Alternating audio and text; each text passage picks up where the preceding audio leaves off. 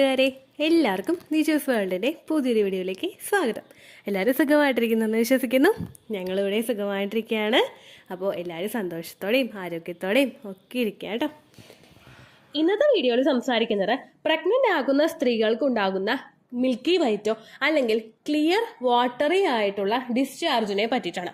നിങ്ങൾ പ്രഗ്നൻസി അല്ലാതെ നിങ്ങളുടെ ഓവുലേഷൻ നടക്കുന്നതിന് മുൻപോ അല്ലെങ്കിൽ ഓവുലേഷൻ കഴിഞ്ഞതിന് ശേഷമോ വജൈന ക്ലീൻ ചെയ്യുന്ന സമയത്ത് ഒരു പാൽപ്പാടയുടെ അല്ല പാലിന്റെ പോലെയുള്ള ഒരു ഡിസ്ചാർജ് നിങ്ങളുടെ വജൈനയിൽ ചിലപ്പോൾ കണ്ടിട്ടുണ്ടാകും. നോർമലി നമ്മുടെ വജൈനയിൽ നടക്കുന്ന ഒരു ക്ലീനിങ് പ്രോസസ്സ് കൊണ്ടാണ് ഇത്തരത്തിലുള്ള ഡിസ്ചാർജുകൾ നമുക്ക് കൂടുതലായിട്ട് കാണുന്നത്. പ്രഗ്നന്റ് ആകുന്ന സ്ത്രീക്ക് പ്രഗ്നൻസിയുടെ സ്റ്റാർട്ടിംഗ് സ്റ്റേജിൽ തന്നെ പല ടൈപ്സ് ഓഫ് വജൈനൽ ഡിസ്ചാർജ് ഉണ്ടാകുമെന്ന് ഓൾറെഡി നമ്മുടെ ചാനലിൽ പറഞ്ഞിട്ടുണ്ട്. അതിൽ ഏറ്റവും ആദ്യത്തേത് പച്ചമുട്ടയുടെ വെള്ള പോലെയുള്ള ഡിസ്ചാർജ് കൂടുതലായിട്ട് വരുന്നത്. രണ്ടാമത്തേത് പച്ചമുട്ടയുടെ വെള്ള പോലെയുള്ള ഡിസ്ചാർജിൽ വൈറ്റ് കളറിലെ സ്പോട്ട് കൂടുതലായിട്ട് വരുന്നത്. മൂന്നാമത്തേത് ബ്രൗൺ കളറിലെ ഇംപ്ലാന്റേഷൻ സ്പോട്ടിങ്ങോടുകൂടി നമുക്ക് കാണപ്പെടുന്നത്. നാലാമത്തേത് തിക്ക് വൈറ്റ് ആയിട്ടുള്ള ഡിസ്ചാർജ് നമുക്ക് കാണുന്നത്. ഇതിന്റെ എല്ലാത്തിന്റെയും ക്വാണ്ടിറ്റി നോർമലി നമുക്ക് ഉണ്ടായത് എത്രയാണോ അതിനേക്കാളും കുറേയും കൂടി കൂടുതലായിരിക്കും. ഇവിടെ അഞ്ചാമത്തെ കാറ്റഗറിയിൽ നമുക്കുണ്ടാവുന്ന വജൈനൽ ഡിസ്ചാർജ് എന്ന് പറയുന്നത് മിൽക്കി വൈറ്റ്, അതായത് ഈ പാലിന്റെ പോലെയുള്ളതോ ക്ലിയർ ആയിട്ടുള്ള വാട്ടറി ഡിസ്ചാർജോ, അതായത് വെള്ളം പോലെയുള്ള ഡിസ്ചാർജ്, നമുക്ക് വലിച്ചു നീട്ടാനൊന്നും പറ്റില്ല, അങ്ങനെയല്ലാത്ത ഒരു ഡിസ്ചാർജ്. ഇതെന്തുകൊണ്ട് പ്രഗ്നന്റ് ആകുന്ന സ്ത്രീകൾക്ക് ഉണ്ടാകുന്നു, ഇത് എപ്പോൾ മുതൽ നമുക്ക് കണ്ടു തുടങ്ങും, ഇത് കണ്ടു കഴിഞ്ഞാൽ എങ്ങനെ നമുക്ക് പ്രഗ്നൻസി കൺഫേം ചെയ്യാം, ഇതിനെയൊക്കെ പറ്റിയിട്ടാണ് ഇന്നത്തെ വീഡിയോയിൽ സംസാരിക്കുന്നത് കേട്ടോ. സാധാരണയായിട്ട് നമ്മളിൽ ഡിസ്ചാർജ് ഉണ്ടാകുന്നത് ഈസ്ട്രജൻ ഹോർമോണിന്റെ ഒരു സെക്രേഷൻ കൊണ്ടും നമ്മുടെ ബ്ലഡ് സർക്കുലേഷൻ കൂടുന്നതിന്റെ ഭാഗമായിട്ടുമാണ്. പ്രഗ്നൻസി ആകുന്ന സമയത്ത് ഈസ്ട്രജൻ ഹോർമോണും പ്രൊജസ്ട്രോൺ ഹോർമോണും HCG ഹോർമോണും ഒക്കെ ഇൻക്രീസ് ആകാറുണ്ട്. ഈസ്ട്രജൻ ഹോർമോൺ ആണ് നോർമലി നമുക്ക് വജൈനൽ ഡിസ്ചാർജ് കൂടുതൽ ഉണ്ടാവാനായിട്ടുള്ള ഒരു പ്രധാനപ്പെട്ട കാരണം. അത് മാത്രമല്ല, പ്രഗ്നൻസി ആകുന്ന സമയത്ത് നമ്മളുടെ ശരീരത്തിലെ ഓരോ അവയവങ്ങളിലോട്ടും ബ്ലഡ് സർക്കുലേഷൻ വർദ്ധിക്കാറുണ്ട്. ഈ ബ്ലഡ് സർക്കുലേഷൻ നിങ്ങളുടെ സർവിക്സിന്റെ ഭാഗത്തേക്ക് വർദ്ധിക്കുന്നതിന്റെ ഭാഗമായിട്ട് നിങ്ങൾക്ക് ഒരുപാട് വജൈനൽ ഡിസ്ചാർജ് ഉണ്ടാകുന്നു. പല ടൈപ്പിലുള്ള വജൈനൽ ഡിസ്ചാർജുകളും നിങ്ങൾക്ക് ഉണ്ടാകുന്നു. പക്ഷേ നോർമലി നിങ്ങൾ പ്രഗ്നന്റ് ആകുന്ന സമയത്ത് ഉണ്ടാകുന്ന വജൈനൽ ഡിസ്ചാർജിന് ഇച്ചിങ്ങോ, അതായത് ചൊറിച്ചിലോ പുകച്ചിലോ മറ്റുള്ള അസ്വസ്ഥതകളോ, അതായത് ഭയങ്കര ഫൗൾ സ്മെല്ലോ ഒന്നുമില്ലാത്ത ടൈപ്പ് ഡിസ്ചാർജ് ആയിരിക്കും നിങ്ങൾക്ക് അനുഭവപ്പെടുന്നത്. ഇനി അതല്ല, നേരെ മറിച്ച് ഇച്ചിങ്ങും ഉണ്ട്, അതുപോലെ പുകച്ചിലും ഉണ്ട്, സ്മെല്ലും ഉണ്ട്, കളറും വ്യത്യാസമുണ്ട്, അങ്ങനെയുള്ള ഡിസ്ചാർജ് ആണ് നിങ്ങൾക്ക് വരുന്നതെങ്കിൽ അത് ഈസ്റ്റ് ഇൻഫെക്ഷനോ മറ്റു പല ഇൻഫെക്ഷനുകളോ നിങ്ങൾക്ക് ഉള്ളത് കൊണ്ടും ആയിരിക്കും കേട്ടോ. ഇവിടെ നമ്മൾ സാധാരണയായിട്ട് നമ്മുടെ വജൈനയുടെ അകത്ത് ഒരു ക്ലീനിങ് പ്രോസസ്സ് നടക്കുന്നുണ്ട്. അതുകൊണ്ടാണ് പലപ്പോഴും പല വീഡിയോസിലായിട്ടും ഓവറായിട്ടുള്ള ഫ്രാഗ്രൻസ് ഉള്ള സോപ്പ് ഉപയോഗിച്ചോ മറ്റുള്ള പ്രൊഡക്ട്സ് ഉപയോഗിച്ചിട്ടോ ഇന്റിമേറ്റ് ഹൈജീൻ പ്രൊഡക്ട്സ് ഉപയോഗിച്ചിട്ടോ വജൈന ക്ലീൻ ചെയ്യരുത് എന്ന് പറയുന്നത്. നമ്മളുടെ ശരീരത്തിലെ മറ്റുള്ള ബാക്ടീരിയാസ് ഒക്കെ അകത്തേക്ക് പ്രവേശിക്കുന്നത് പ്രിവെന്റ് ചെയ്യാൻ വേണ്ടിയിട്ട് ആ ഒരു ക്ലീനിങ് പ്രോസസ്സ് നടക്കുന്നത് കൊണ്ട് നോർമലി നമുക്ക് പല വജൈനൽ ഡിസ്ചാർജുകളും ഉണ്ടാകും. ലുക്കോറിയ എന്നുള്ള ഒരു പേരിലാണ് ഇതിനെ വിശേഷിപ്പിക്കുന്നത്. വജൈനയുടെ അകത്തേക്ക് മറ്റുള്ള ബാക്ടീരിയാസ് കടക്കുന്നതിനെ ഇത് പ്രിവെന്റ് ചെയ്യുന്നു. നോർമലി നമുക്ക് ഈ ഒരു പ്രോസസ്സ് നടന്നുകൊണ്ടേയിരിക്കും. ഒരു മെൻസ്ട്രൽ സൈക്കിളിൽ പീരിയഡ്സ് കഴിയുന്ന സമയത്ത്, ഓവുലേഷൻ കഴിയുന്ന സമയത്ത്, പീരിയഡ്സ് എക്സ്പെക്ട് ചെയ്യുന്ന സമയത്തൊക്കെ ഈ ഒരു പ്രോസസ്സ് നമുക്ക് നടന്നുകൊണ്ടേയിരിക്കും. നാച്ചുറലായിട്ട് പ്രഗ്നൻസിക്ക് മുൻപ് നടക്കുന്ന ഈ ഒരു പ്രോസസ്സ് പ്രഗ്നൻസി ആകുന്ന സമയത്ത് ഇതിൽ പോകുന്ന ഡിസ്ചാർജിന്റെ അളവ് വളരെയധികം കൂടുതലായിരിക്കും. കാരണം ഈ ഒരു യൂട്രസിലകത്തേക്ക് എന്തെങ്കിലും പ്രവേശിക്കണമെങ്കിൽ അത് വജൈന വഴിയായിരിക്കും അകത്തേക്ക് പോകുന്നത്.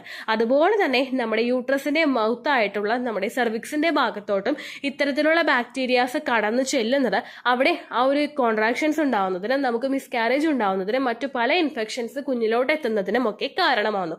ഇതെല്ലാം പ്രിവെന്റ് ചെയ്യാൻ വേണ്ടിയിട്ട് ആ ബ്ലഡ് സർക്കുലേഷനും ആ ഒരു ക്ലീനിങ് പ്രോസസ്സും ഒക്കെ കുറേയും കൂടി എഫക്റ്റീവായിട്ട് നമ്മളുടെ ശരീരത്തിൽ നടക്കും. അതുകൊണ്ട് ഇത്തരത്തിലുള്ള മിൽക്കി വൈറ്റ് ആയിട്ടുള്ള ഡിസ്ചാർജും വാട്ടറി ആയിട്ടുള്ള ക്ലിയർ ഡിസ്ചാർജും നിങ്ങൾക്ക് അനുഭവപ്പെടാം കേട്ടോ.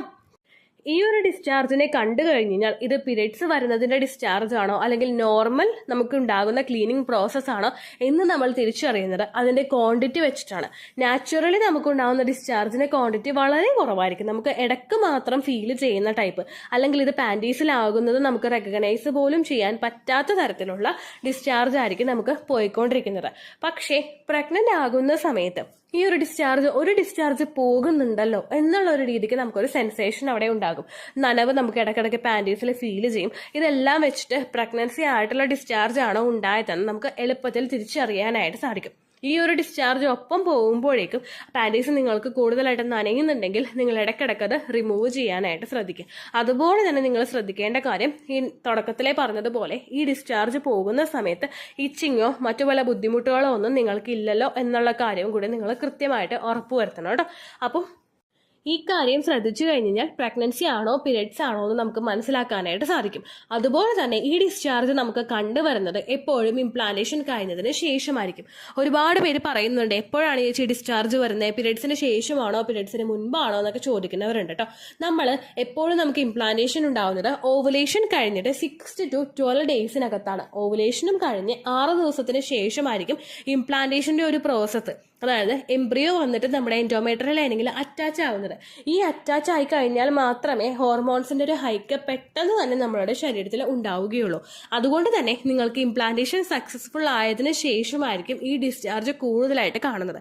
ഇംപ്ലാന്റേഷൻ നമുക്ക് സക്സസ് ആകുന്നത് എപ്പോഴാണോ നിങ്ങൾ പീരിയഡ്സ് എക്സ്പെക്ട് ചെയ്യുന്നത് അതിനേക്കാളും ഒക്കെ ഒരാഴ്ചയൊക്കെ മുൻപായിരിക്കും ഇംപ്ലാന്റേഷൻ സക്സസ്ഫുൾ ആവുന്നത്.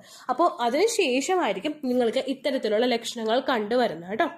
ഇനി ഇത്തരത്തിലുള്ള ലക്ഷണങ്ങൾ നിങ്ങൾക്ക് കാണുന്നില്ലെങ്കിൽ, വജൈന ഡ്രൈ ആണെങ്കിലും നിങ്ങൾ വിഷമിക്കേണ്ട ആവശ്യമില്ല. ഡ്രൈ വജൈന വരുന്നതും പ്രഗ്നൻസിയുടെ ലക്ഷണമായിട്ട് കണക്കാക്കാറുണ്ട് കേട്ടോ. ഓരോരുത്തരുടെ ശരീരപ്രകൃതിയും ഡിഫറെൻ്റ് ആണ്. ഓരോരുത്തരുടെ ഫസ്റ്റ് പ്രഗ്നൻസിയും സെക്കൻഡ് പ്രഗ്നൻസിയും ഡിഫറെൻ്റ് ആണ്. അതുകൊണ്ട് ഈ ഒരു ലക്ഷണം കാണുന്നില്ലെങ്കിലും നിങ്ങൾ ഒട്ടും വിഷമിക്കേണ്ട ആവശ്യമില്ല. വജൈന ഡ്രൈ ആണെങ്കിലും അതും ഒരു പ്രഗ്നൻസി ലക്ഷണമാണ് കേട്ടോ. അപ്പോൾ ഇത്രയേ ഉള്ളൂ വീഡിയോ. ഇത്തരത്തിലുള്ള ലക്ഷണങ്ങൾ കാണുമ്പോഴേക്കും ശരീരം ഒരുപാട് ശ്രദ്ധിക്കാനായിട്ടും നിങ്ങൾ ഓർക്കണം കേട്ടോ. ഇത്രയേ ഉള്ളൂ വീഡിയോ. യൂസ്ഫുൾ ആയി കാണുമെന്ന് വിശ്വസിക്കുന്നു. യൂസ്ഫുൾ ആവുന്നുണ്ടെങ്കിൽ ലൈക്ക് ചെയ്യുക, ഫ്രണ്ട്സിനൊക്കെ ഷെയർ ചെയ്ത് കൊടുക്കുക കേട്ടോ. എന്തെങ്കിലും സംശയം ഉണ്ടെങ്കിൽ കമൻസിൽ ചോദിക്കുക. പേഴ്സണലായിട്ട്, അതായത് ഒട്ടും കമൻസിൽ പറയാൻ പറ്റാത്ത കാര്യങ്ങൾ മാത്രം നിങ്ങൾ മെയിൽ ചെയ്യുക കേട്ടോ. പണ്ടത്തെ വീഡിയോയ്ക്ക് കമൻസ് ഇടുന്നവർക്ക് റിപ്ലൈ കിട്ടുന്നില്ലെങ്കിലോ, നമ്മൾ തമ്മിൽ ഓൾറെഡി ഒരു കോൺവെർസേഷൻ ഉണ്ടായിട്ടും അതിന്റെ കണ്ടിന്യൂഷൻ ആയിട്ട് നിങ്ങൾക്ക് റിപ്ലൈ കിട്ടിയിട്ടില്ലെങ്കിലോ, ലേറ്റസ്റ്റ് ആയിട്ട് ഞാൻ ഏത് വീഡിയോ ആണ് അപ്ലോഡ് ചെയ്യുന്നത് അതിന് താഴെ കമന്റ് ഒന്ന് കോപ്പി പേസ്റ്റ് ചെയ്യാനായിട്ട് ശ്രദ്ധിക്കുക കേട്ടോ. അതുപോലെ ഓവുലേഷൻ ഡേറ്റ് കാൽക്കുലേറ്റ് ചെയ്ത് തരാനായിട്ട് റിക്വസ്റ്റ് ചെയ്യുന്നവർ എത്രയാണോ നിങ്ങളുടെ കൃത്യം സൈക്കിൾ ലെങ്ത് അത് മെൻഷൻ ചെയ്യാനായിട്ട് ശ്രദ്ധിക്കുക. സൈക്കിൾ ലെങ്ത് എന്നതുകൊണ്ട് ഉദ്ദേശിച്ചത് ഓരോ മാസവും എത്ര ദിവസം കൂടുമ്പോഴാണോ ബ്ലീഡിങ് വരുന്നത് അതിനെയാണ് കേട്ടോ ഉദ്ദേശിച്ചത്. അതായത് ജനുവരിയിൽ നിങ്ങൾക്ക് ഒരു 1-ാം തീയതിയാണ് ബ്ലീഡിങ് വന്നതെങ്കിൽ, ഫെബ്രുവരിയിൽ നിങ്ങൾക്ക് 2-ാം തീയതിയാണ് ബ്ലീഡിങ് വരുന്നതെങ്കിൽ, ജനുവരി 1-നെ ഡേ 1 ആയിട്ട് എടുത്ത് ഫെബ്രുവരി 2 വരെ എത്ര ദിവസമുണ്ടോ അത് എണ്ണി പറയുന്നതാണ് സൈക്കിൾ ലെങ്ത് എന്നതുകൊണ്ട് ഉദ്ദേശിച്ചത് കേട്ടോ. ബ്ലീഡിങ് നടന്ന ദിവസം നിങ്ങൾ എടുത്താൽ മതിയാകും. സ്പോട്ടിങ് നടന്ന ദിവസം, അതായത് ചെറുതായിട്ടുള്ള ബ്രൗൺ ഡിസ്ചാർജോ ബ്രൗൺ കളറുള്ള സ്പോട്ടിങ്ങോ വന്ന ദിവസം നിങ്ങൾ എടുക്കുക ആവശ്യം ഇല്ല കേട്ടോ.